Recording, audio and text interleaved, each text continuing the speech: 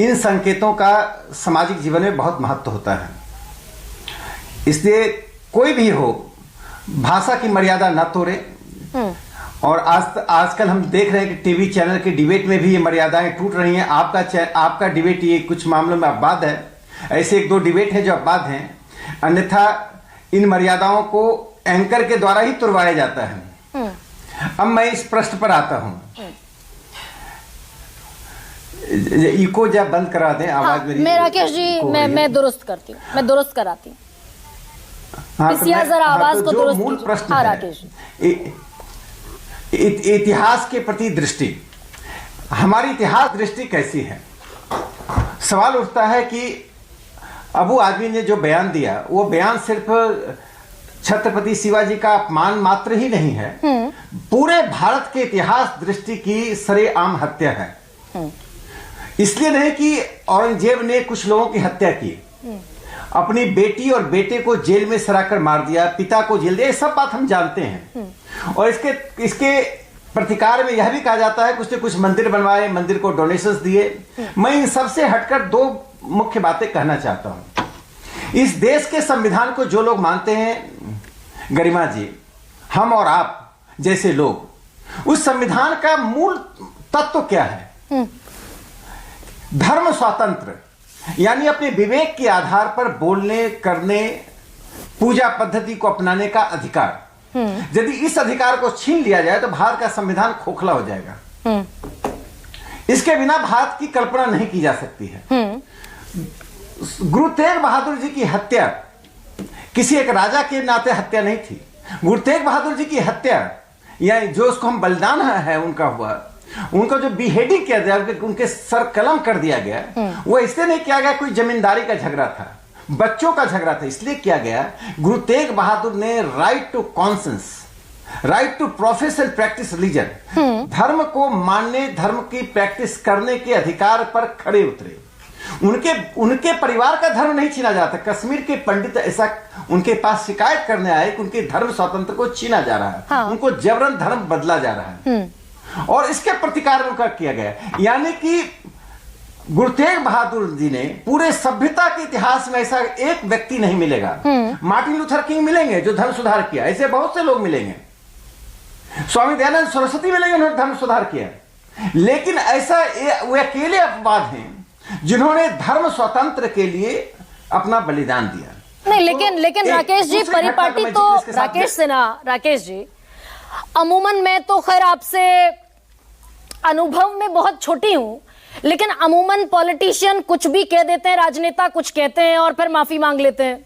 अबू आजमी ने बयान दिया कि भाई मैं इतना बड़ा तो नहीं हो गया, अगर मेरी भावना, अगर मेरे बयान से किसी को ठेस पहुंची हो तो मैं बगैर शर्त के माफी मांगता हूं। मामला यहां खत्म हो जाना चाहिए था क्या? नहीं, देखिए अबू आजमी उस मानसिकता का, उन लोगों का प्रतिनिधित्व कर रहे हैं। अच्छा, औरंगजेब के प्रति एक दृष्टि रखना और बात है, उस मानसिकता और उन लोगों का प्रतिनिधित्व कर रहे हैं जो लोग भारत की इतिहास दृष्टि को बदल देना चाहते हैं। देखिए, या तो गुरु तेग बहादुर जी का हम सम्मान करना बंद कर दें, गुरु तेग बहादुर जी को श्रद्धांजलि देना बंद कर दें, या हम औरंगजेब को माने, दोनों ही इफ एंड बट। किंतु नहीं, इतिहास बदलने वाली धारा तो जोड़ देना चाहता राकेश जी, भाई इतिहास बदलने वाली धारा तो लगी नहीं इनके खिलाफ। इनके खिलाफ धाराएं लगाई गई हैं, बीएनएस की 299 धार्मिक भावनाओं को ठेस पहुंचाना, बीएनएस की 302 आपत्तिजनक शब्द, संकेत और दृश्य दिखाना, और बीएनएस की 356 मृत व्यक्ति की ख्याति को हानि पहुंचाना। इतिहास बदलने की कुचेष्टा की धारा तो लगी नहीं। गरिमा जी, जो प्रैक्टिकल पॉलिटिक्स में क्या होता है उससे मैं थोड़ा जोर के एक बात में पूरी कर दूं।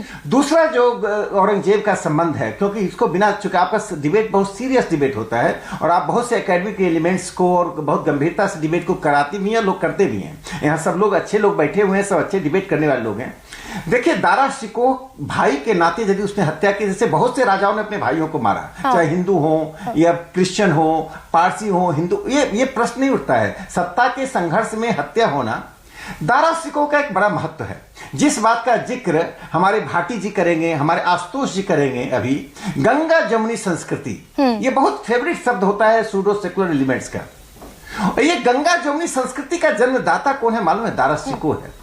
उसने अपनी पुस्तक में इसका उल्लेख किया है और उसने उपनिषद का अनुवाद किया। उस पर्शियन में अनुवाद के बाद उसका लैटिन में अनुवाद हुआ, अन्य भाषाओं में अनुवाद हुआ। तो ये श्रेय दारा शिकोह को जाता है कि उपनिषद को इस्लाम के साथ और इस्लाम के दर्शन को हिंदुओं के पास लाने का काम किया, जिसको अब दारा शिकोह को मैं राकेश जी इसको थोड़ा सा समाप्त करती हूँ ना बड़ा, क्योंकि हम लंबा जा रहे हैं। आप बिल्कुल दुरुस्त कह रहे हैं भाई, औरंगजेब ने अपने बड़े भाई दारा शिकोह की गर्दन काटकर अपने पिता के समक्ष पेश कर दी, पिता को दे दी। इतना क्रूर शासक था औरंगजेब। मैं आपके साथ आप ही के पेज पर खड़ी हूं, लेकिन आपने एक लाइन कही कि अबू आजमी जैसे लोग ये तो इतिहास को बदलने की कुचेष्टा करते हैं, ये फितरत है इनकी। तो ये धाराएं तो लगी नहीं इतिहास को बदलने वाली, धाराएं तो लगी धार्मिक भावनाओं को ठेस पहुंचा दिया, आपत्तिजनक शब्दों का इस्तेमाल कर दिया, संकेत दिए, दृश्य दिखाया और मृत व्यक्ति की ख्याति को हानि पहुंचाई। देखिए मतलब ये जायज जस्टिफाइड धाराएं लगी हैं अबू आजमी के खिलाफ। नहीं, देखिए इसके दो, आप ठीक बोल रहे गरिमा जी, इसके दो डायमेंशन है। एक डायमेंशन तो यह है कि वो उस व्यक्ति को भारत के इतिहास में थोपना चाह रहा है। हाँ। तब पूरा सिख समुदाय क्या महसूस करेगा, मुझे बता दीजिए। हाँ। जिस सिख समुदाय के गुरु तेग बहादुर, मैं गुरु तेग बहादुर जी को सभ्यता पुरुष मानता हूं कि गुरु तेग बहादुर जी के पास यदि मुसलमान भी कंप्लेन करने आते कि हमारे धर्म स्वतंत्र को छीना जा रहा तो गुरु तेग बहादुर बलिदान देते। तो सिख समाज वही, फिर अब राकेश जी ठीक ले आए आप डिबेट को, भाई सिख समाज क्या महसूस करेगा? ये जिम्मेदारी है अबू आजमी की।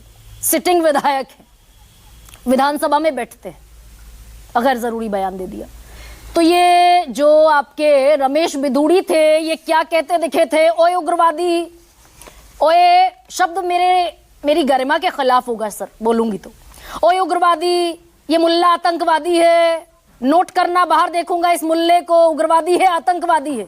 ये भी क्या 18 करोड़ मुसलमानों की भावनाओं को ठेस पहुंचाते हैं ये शब्द क्या?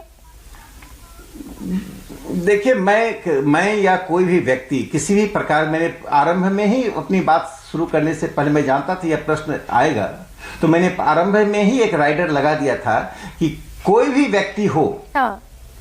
चाहे राजनीति में हो, राजनीति से बाहर हो, किसी पार्टी का हो, शब्दों की, शैली की, भाव भंगिमा की मर्यादा बनी रहनी चाहिए। ये अंडरलाइन है। यदि हम इससे पीछे हटेंगे तो हम सभ्यता को नुकसान पहुंचाएंगे। नहीं, लेकिन अब अबू आजमी के खिलाफ तो एफआईआर भी हो गई, फोटो पर भी जूते, चप्पल सब मारा जा रहा है।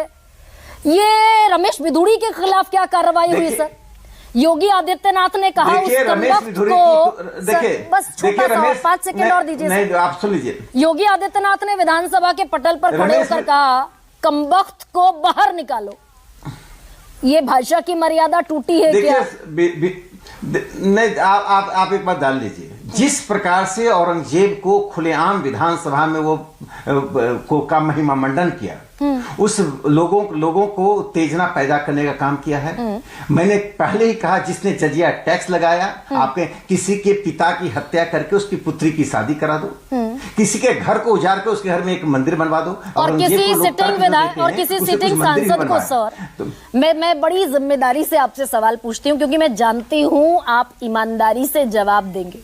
किसी सिटिंग सांसद को नई नवेली संसद में उग्रवादी, आतंकवादी, मुल्ला ये कह दे, एक्शन होना चाहिए था क्या राकेश? देखिए जो पार्टी को एक्शन लेना था ले लिया, उनको पार्टी ने कहा, उसमें सारी बातें सामने आ गई। लेकिन एक बात मैं बताना चाहता हूं, एक्शन नहीं हुआ, प्रिविलेज कमेटी के सामने पेश नहीं हुए रमेश बिधूड़ी सर। प्रधान, आप कल्पना कीजिए, प्रधानमंत्री नरेंद्र मोदी जी के बारे में कांग्रेस के एक सांसद ने कहा था बूटी बूटी काट कर गाड़ देंगे। तलवार लटकी है, कोर्ट में मामला चल रहा है, हो सकता है सांसद भी चली जाए।